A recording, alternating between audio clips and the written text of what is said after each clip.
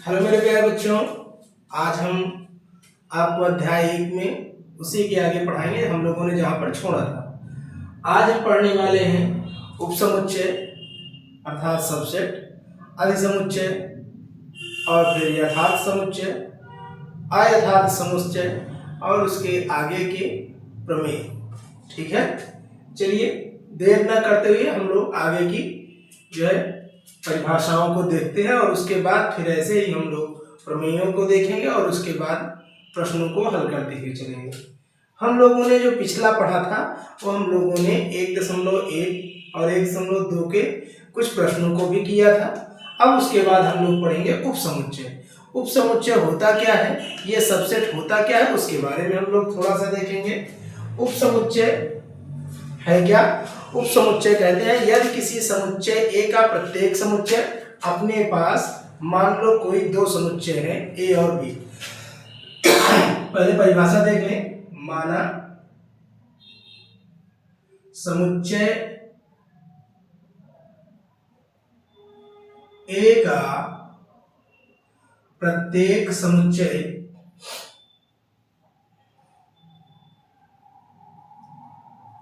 ए का प्रत्येक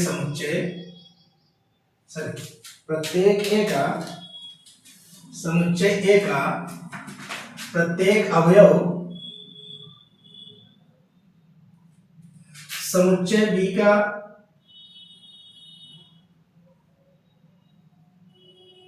का अवयव हो तो समुच्चय ए को समुच्चय बी का उपसमुच्चय कहते हैं।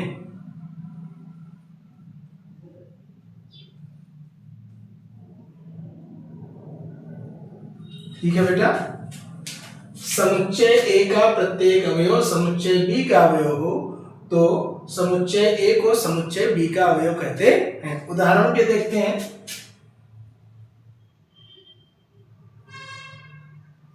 उदाहरण क्या होगा? मान लो अपने समुच्चय ए में 1 2 3 है और समुच्चय बी में आपके पास 1 2 3 4 है। ठीक है बेटा, तो इस प्रकार के समुच्चय को कहते हैं ए इज सबसेट ऑफ बी। ठीक है ना, यहीं से लिख लें इसे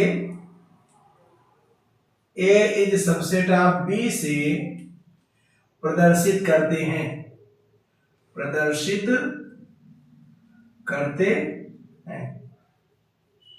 इतनी बात समझ में आ रही? ए इज सबसेट ऑफ बी। अब जरा यहां पर देखें, अपने ए में 1 2 3 अवयव हैं और बी में 1 2 3 4 अवयव हैं। तो इसको पढ़ते हैं ए सबसेट बी अर्थात ए उपसमुच्चय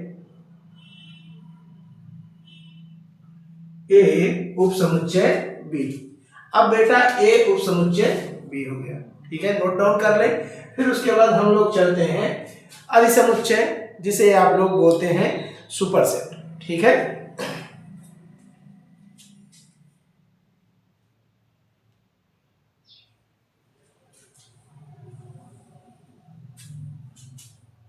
चलिए बेटा, ठीक, हटा रहे हैं इसे।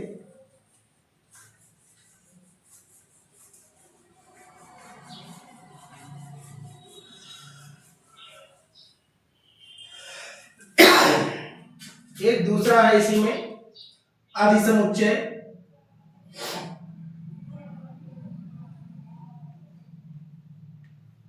अधिसमुच्चय जिसे आप लोग बोलते हैं सुपरसेट। ये सुपरसेट क्या है बेटा? यदि समुच्चय ए समुच्चय बी का उपसमुच्चय हो तथा बी में कम से कम एक अवयव ऐसा हो जो ए में ना हो तो समुच्चय बी को समुच्चय ए का अधिसमुच्चय कहते हैं। अधिसमुच्चय कहते हैं। ठीक है बेटा, इसे A subset of B, A superset of B या बी सुपरसेट ऑफ ए से प्रदर्शित करते हैं।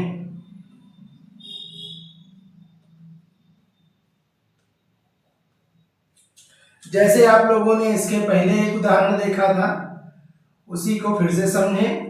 a इज इक्वल टू 1 2 3 और b इज इक्वल टू आया था 1 2 3 और 4। अभी बेटा देखने पर तो ये है a सबसेट ऑफ b, क्योंकि a में जितना भी अवयव है वो सब b वाला ही है। 1 2 3 a में है, 1 2 3 b में है। तो अभी इस समय a is subset of b है, a is subset of b तो है, लेकिन b में एक अवयव ऐसा है जो कि a में नहीं है, तो इसे हम बोलेंगे b is superset of a या फिर a is superset of b। समझ में इतनी बात आ रही होगी, ठीक है ना। चलिए आगे, इतनी बातें समझ में आ गई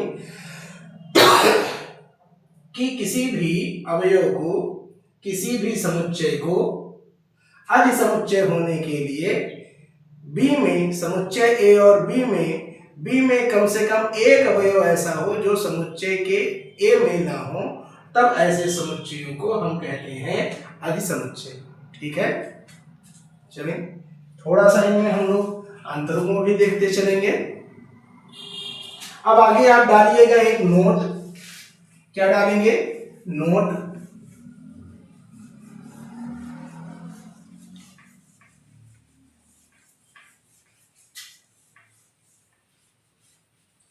एक आगे नोट डालिए बेटा। नोट क्या है? A is subset of B को दो प्रकार से लिखा जा सकता है।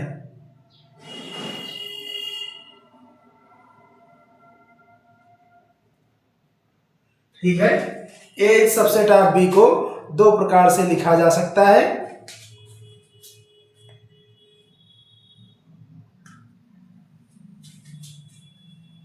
ठीक है बेटा, जरा देखिए कौन कौन सा। पहला, A is subset of B, ऐसे जिसे आप सुपरसेट भी बोलते हैं, इसे सबसेट भी बोला जा सकता है। इसे हम क्या बोलेंगे? A का प्रत्येक अवयव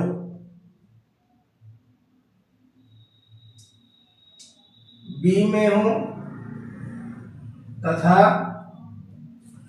B का कम से कम एक अवयव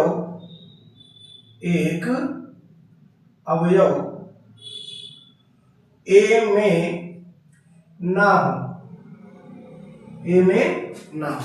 ठीक है। दूसरा, A is subset of B।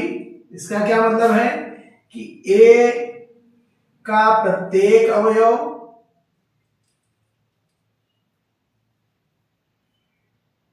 B में हो तथा B का प्रत्येक अवयव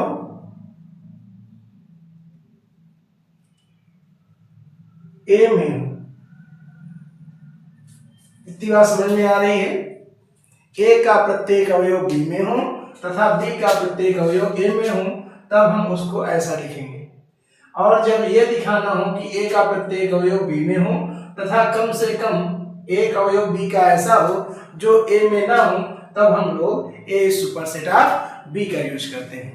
हालांकि पढ़ा दोनों को जाता है, परीक्षा में प्रश्नों की प्रकृति के अनुसार हम दोनों का चयन करते हैं कि कहां पर इसे लगाना है और कहां पर इसे। अगर हमें यह दिखाना है कि दोनों समुच्चय समान हैं, अगर हमें यह दिखाना हो कि ए और बी दोनों समुच्चय समान हो, तो हम इस सबसेट का यूज करते हैं। ठीक है ना, यहां दूसरा नोट डाल लें।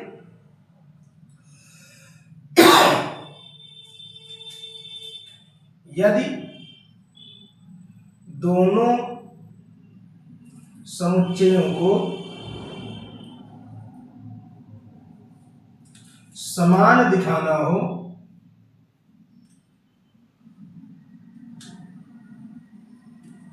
अर्थात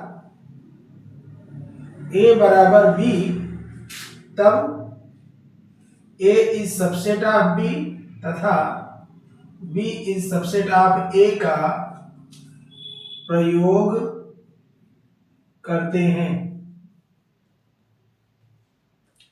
ठीक है। दूसरा, यदि हमें उपसमुच्चय यदि हमें उपसमुच्चय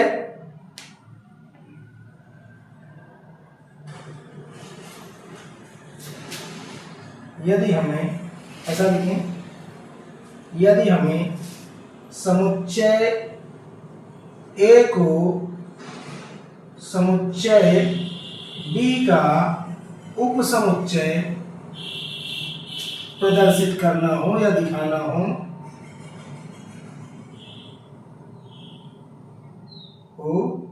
तो ए इज सुपरसेट ऑफ बी का प्रयोग करते हैं। उम्मीद है बात आपको समझ में आ रही होगी कि हम कब जो है ए इज सबसेट ऑफ बी या बी इज सबसेट ऑफ ए तथा ए इज सुपरसेट ऑफ बी का यूज करते हैं। ठीक है, नहीं समझ में आ रहा होगा तो अभी हम लोग जब क्वेश्चंस को प्रमेयों को करेंगे तो बाकी चीजें विधिवत समझ में आने लगेंगी। चले बेटा, ये जितने भी परिभाषाएं हैं इनको याद करना पड़ेगा। और एक महत्वपूर्ण चीज आपको हम बताएं कि इस प्रमेय को इस परिभाषाओं को आपको याद करना है। समुच्चय में यदि किसी को हमको दिखाना है कि वह जो है इसका उपसमुच्चय है, तो उसके लिए कम से कम हमें एक अवयव दोनों समुच्चयों में दिखाना पड़ेगा। अर्थात ये कहें कि एक ही अवयव को लेकर के हम समुच्चय के प्रश्नों को हल करेंगे, जबकि संबंध और फलन में कम से कम दो अवयवों की आवश्यकता होती है। चलिए आगे।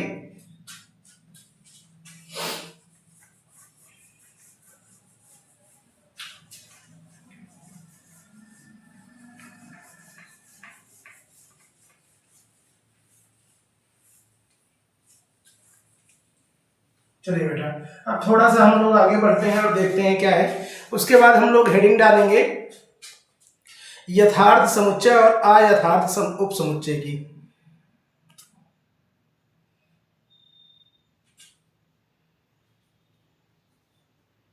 ठीक है बेटा, यथार्थ समुच्चय और उपयथार्थ समुच्चय ये है कुछ नहीं, इन्हें आप समझें। यथार्थ समुच्चय, यथार्थ उपसमुच्चय, यथार्थ उपसमुच्चय, जिसे आप लोग बोलते हैं प्रॉपर सबसेट। प्रॉपर सबसेट, इसमें भी चीजें वही हैं बेटा कि यदि अपने पास दो समुच्चय ए और बी हैं तो समुच्चय ए का प्रत्येक अवयव समुच्चय बी का हो और बी का कम से कम एक अवयव ऐसा हो जो समुच्चय ए में ना हो। ठीक है, ठीक है, लिख लें। यदि ए और बी दो समुच्चय हों तथा समुच्चय ए में कम से कम एक अवयव ऐसा हो, एक अवयव ऐसा हो जो समुच्चय B में A और B दो समुच्चय हों तथा समुच्चय A में कम से कम एक अवयव ऐसा हो जो समुच्चय B का अवयव ना हो। ठीक है, एग्जाम्पल बेटा अभी भी वही है, A इज इक्वल टू 1 2 3 और B इज इक्वल टू क्या हो 1 2 3 और 4। अभी आप देख पा रहे हैं यहाँ पर भी 1 2 3 है और यहाँ पर 1 2 3 4 है। तो इस प्रकार को हम लोग A is superset of B या A यथार्थ उपसमुच्चय B से निरूपित करते हैं। ठीक है, चलिए अब एक अगला देखेंगे। इसी में एक अगला है बेटा, इसी को हम लोग यथार्थ उपसमुच्चय को ही हम यहाँ नोट लिखें, यथार्थ उपसमुच्चय को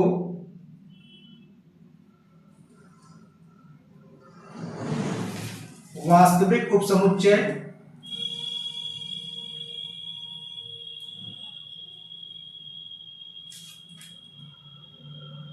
के नाम से जानते हैं। ठीक है बेटा, उसके बाद हम लोग हेडिंग डालेंगे अयथार्थ उपसमुच्चय। क्या डालेंगे? अयथार्थ उपसमुच्चय, जिसे हम लोग बोलेंगे इम्प्रॉपर। ठीक है बेटा, इसे हम क्या बोलेंगे? इम्प्रॉपर। मैं यहीं पर चेंज कर रहा हूं, अयथार्थ उपसमुच्चय, यहां पर लिख रहा हूं IM, इम्प्रॉपर सबसेट।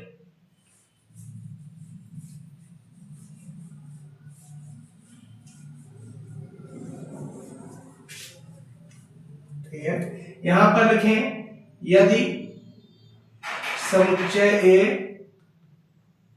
का प्रत्येक, यदि समुच्चय A का प्रत्येक अवयव समुच्चय B का हो तथा समुच्चय B का, एक मिनट सॉरी,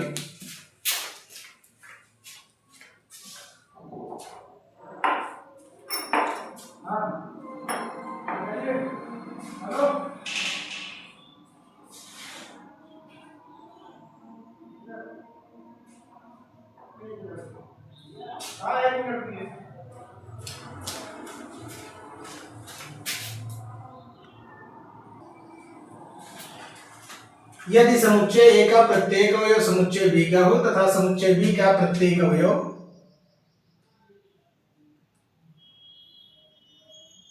समुच्चय A का हो तो इस प्रकार के समुच्चय को अयथार्थ समुच्चय अयथार्थ उपसमुच्चय कहते हैं। एग्जाम्पल देखेंगे बेटा, A इज इक्वल टू 1 2 3 4 और B इज इक्वल टू हो जाए 4 2 3 1। ठीक है, तो इसे हम लोग A is subset of B आप पढ़ चुके हैं, जिसे अयथार्थ उपसमुच्चय भी कहते हैं। इसे हम लोग विषम, इसे हम लोग क्या बोलेंगे? विषम उपसमुच्चय बोलते हैं। इसे नोट डालेंगे, नोट अयथार्थ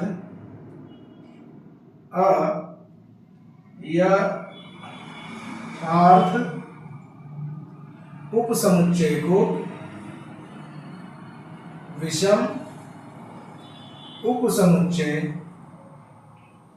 भी कहते हैं, ठीक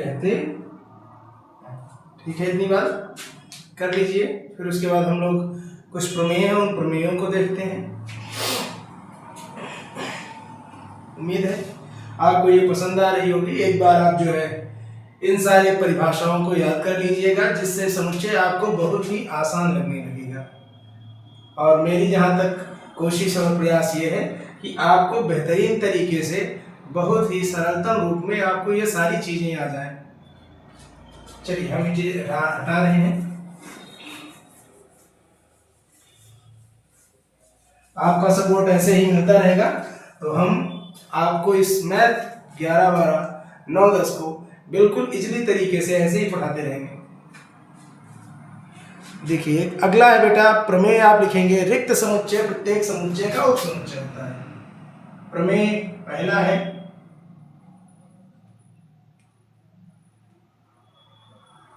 रिक्त समुच्चय प्रत्येक समुच्चय का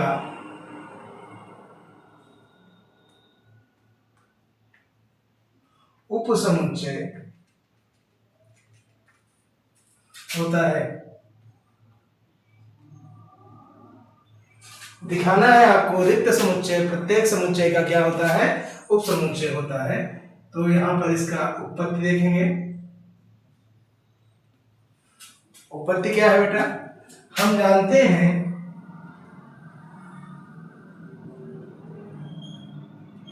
कि रिक्त समुच्चय में कोई भी अवयव नहीं होता, कोई भी अवयव नहीं होता, माना होता है। माना एक समुच्चय ए है, तब रिक्त समुच्चय की परिभाषा से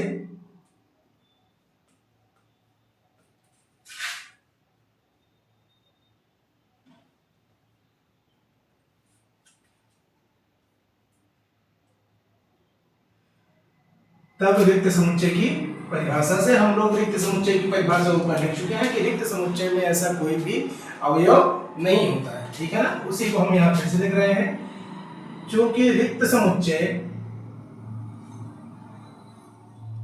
में कोई भी अवयव नहीं होता जो समुच्चय ए का अवयव ना हो, अतः रिक्त समुच्चय प्रत्येक समुच्चय का उपसमुच्चय होता है। प्रत्येक समुच्चय का क्या होता है बेटा, उपसमुच्चय होता है। ये बात आपको समझ में आ रही होगी कि रिक्त समुच्चय में कोई भी अवयव नहीं होता है। अगर अपने पास कोई समुच्चय ए है, जैसे हम देखें ये रिक्त समुच्चय अपने पास ए हो गया, और ये अपने पास समुच्चय ए है जो कि अरिक्त है, हो गया। अब आप ये जानते हैं इसको हम ऐसे फाई से भी प्रदर्शित कर सकते हैं।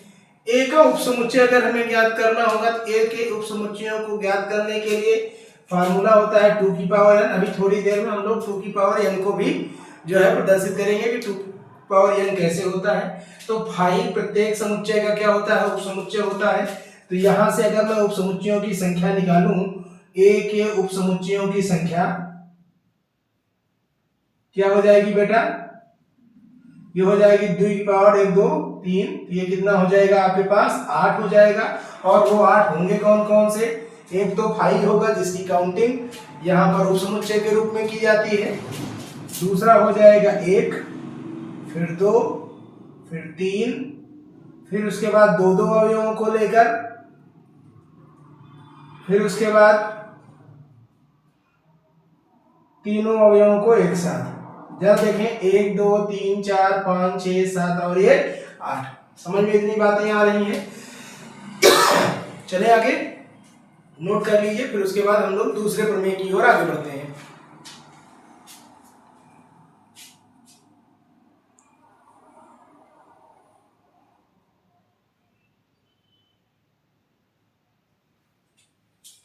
चलिए बेटा, दूसरा प्रमेय हम लिख रहे हैं।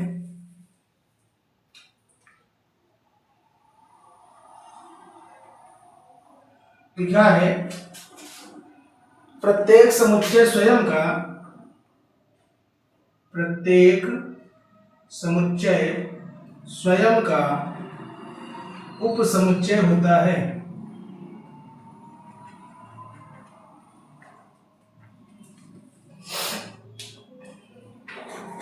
इसे जरा देखेंगे क्या होगा।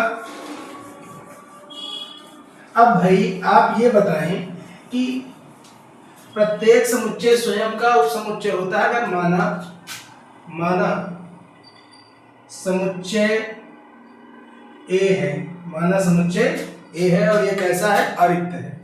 ठीक है, माना समुच्चय ए एक अरिक्त समुच्चय है,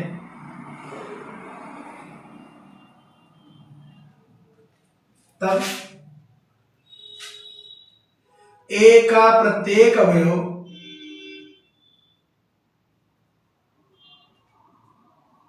स्वयं ए में ही विद्यमान होगा,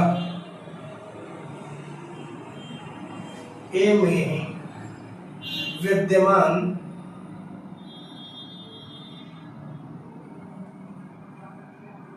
होगा, है कि नहीं भाई। ए का जितना भी अवयव है वो स्वयं ए में ही तो पाया जाएगा, इसलिए ए इज सबसेट ऑफ, इसलिए subset A is subset of A होगा। ठीक है ना। चलिए आगे, उम्मीद है आपको समझ में आ रहा होगा।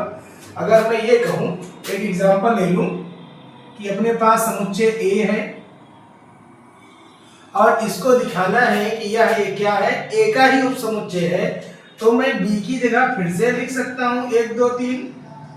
अब ये बताएं, ए के बराबर है, ए इज सबसेट ऑफ ए तो लिखा जा सकता है ना। ठीक, अब आगे हम लोग एक तीसरा प्रमेय लेंगे।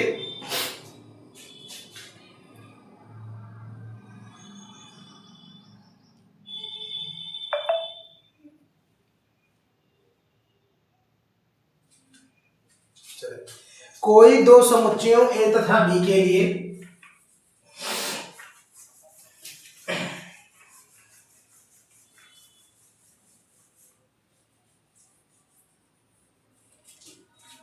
प्रमेय नंबर 3, कोई दो समुच्चयों ए तथा बी के लिए, कोई दो समुच्चयों ए तथा बी के लिए ए बराबर B if and only if A is subset of B, A is subset of B तथा B is subset of A, तथा B is subset of A। आपको ये दिखाना है कि A बराबर B यदि है तो इससे सूचित होता है A is subset of B तथा B is subset of A। आइए इसका उत्पत्ति हम लोग देखते हैं।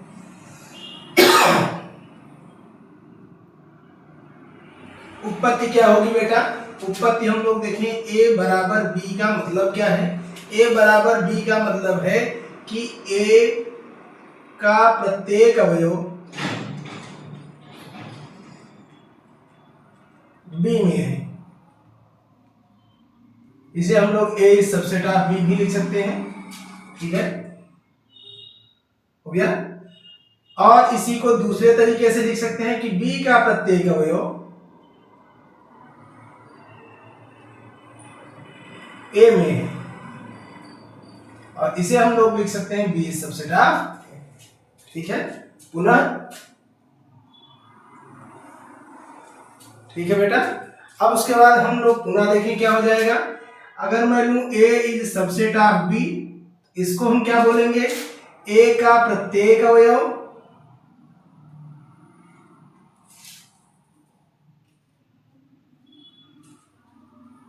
ए का प्रत्येक अवयव बी में है, बी का है, ए का प्रत्येक अवयव बी का है, और दूसरे वाले का बी का प्रत्येक अवयव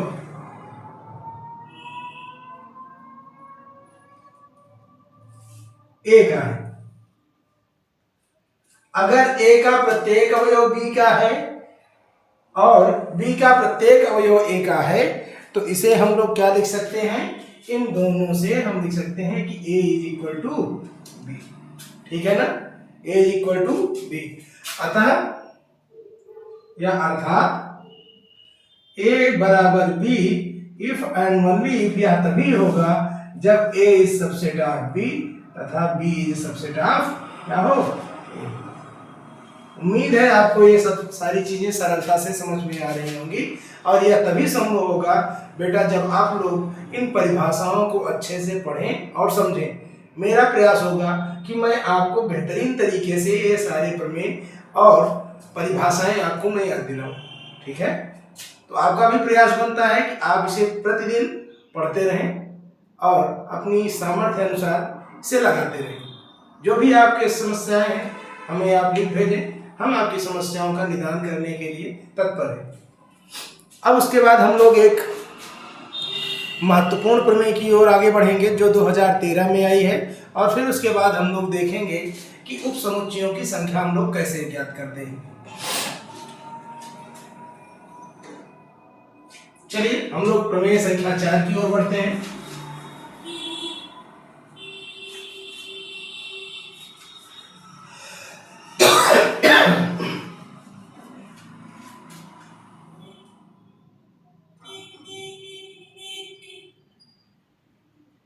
प्रमेय 4 क्या कह रही है, किन्हीं तीन समुच्चयों ए बी व डी के लिए किन्हीं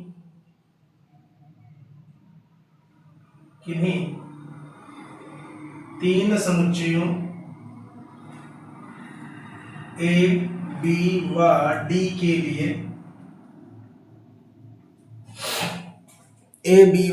लिए A is subset of B व B is subset of D तब A is subset of D.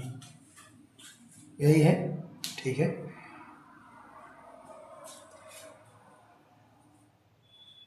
चलिए बेटा इसके उत्पत्ति में देखेंगे, यहां लिखिएगा माना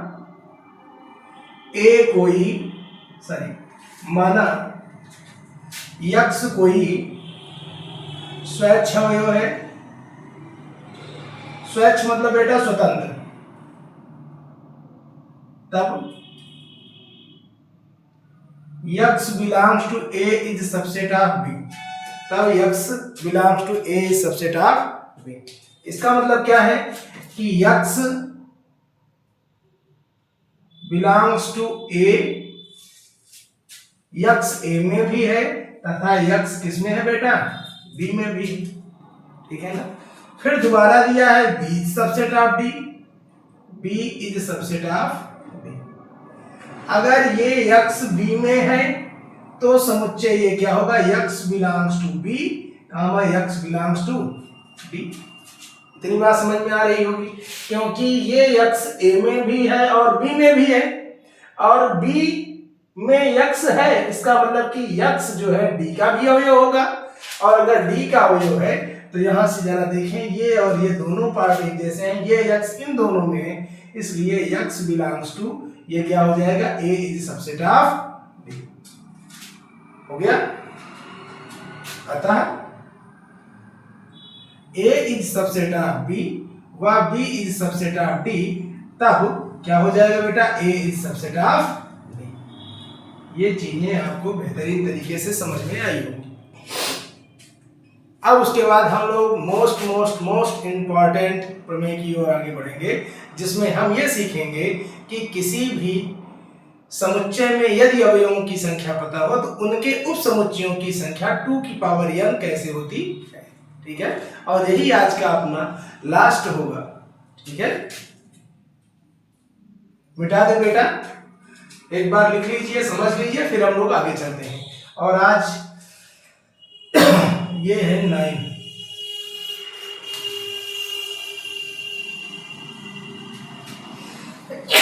सॉरी, चले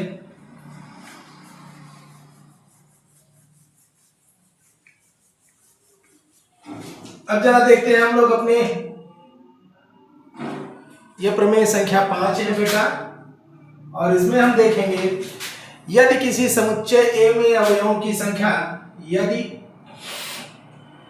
किसी समुच्चय ए में अवयवों की संख्या n हो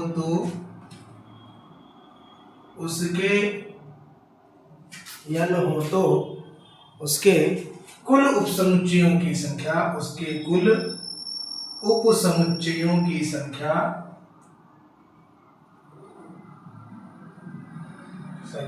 2n होती है। 2n होती है।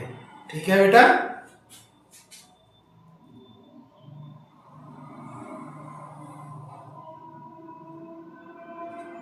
हो गया। चलो इसकी उत्पत्ति देखेंगे।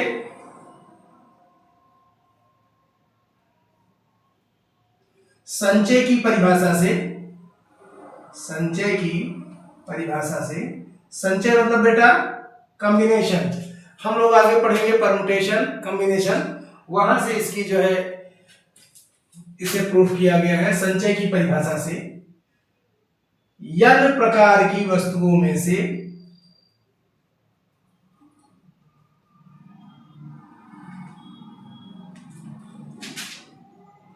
n प्रकार की वस्तुओं में से r प्रकार की वस्तुओं को चुनने के प्रकार, n प्रकार की वस्तुओं में से r प्रकार की वस्तुओं को चुनने के प्रकार। ठीक है ना। अर्थात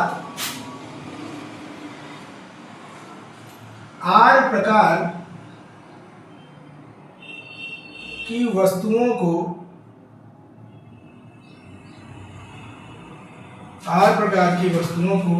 समुच्चय A के उपसमुच्चय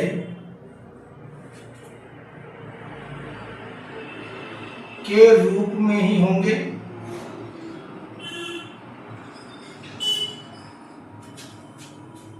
अर्थात r प्रकार की वस्तुओं का चयन समुच्चय A के, एक मिनट बेटा, चयन समुच्चय A के ही अवयव, के रूप में होंगे। ठीक है। मतलब अपने प्रकार जितना भी प्रकार का अवयव होगा वो सब समुच्चय A के ही अवयव होंगे। और वह इसलिए होंगे क्योंकि ये सभी समुच्चय A के ही अवयव होंगे। अब उसके बाद हम लोग n प्रकार की वस्तुओं में से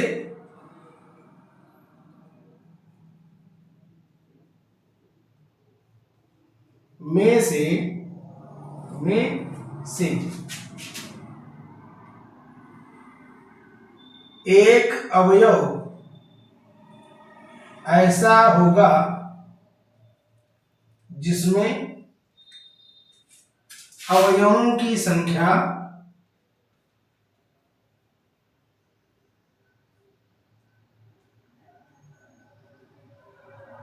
शून्य, अर्थात रिक्त।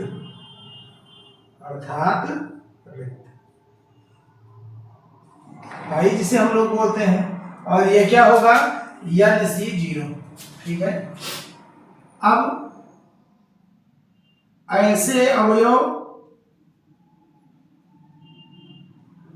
की संख्या जिसमें केवल एक अवयव हो, इन्हें हम प्रदर्शित करेंगे NC1 से। ऐसे अवयवों की संख्या जिसमें दो अवयव हों, उन्हें हम प्रदर्शित करेंगे NC2 से, और ऐसे ही प्रदर्शित करेंगे n वस्तुओं, n अवयवों में से, n अवयवों में से n अवयवों को चुनने के तरीके क्या हो जाएंगे बेटा? NCN हो गया। अब संचय की परिभाषा से, या संचय क्या सर, इसमें द्विपद के प्रसार से हमने पढ़ा है बेटा 1 + x whole power n is equal to NC0 + NC1x plus NC2 x square plus dash dash dash plus NCN x की पावर n हो गया। अब इसी में हम क्या करें, इन सब का योग कर दें। ये जरा देखें, हम लोग इन सब को जोड़ दिए हैं, तो ये बना है अपना NC0 plus NC1 plus NC1x plus NC2 plus x plus dash dash plus NCN x की पावर हो गया। अब यहाँ पर क्या है, यहाँ पर तो हमने इस सब को लिख डाला है ना। अब यहाँ पर ये अपना है 1 + x whole power n, same वैसा ही है। यहाँ पर लिखें x बराबर 1 रखने पर, x बराबर 1 रखने पर, x बराबर 1 रख देंगे तो ये बनेगा NC0 plus NC1 plus NC2 plus dash dash dash plus NCN, और इधर क्या बन जाएगा 1 + 1 इज इक्वल टू n।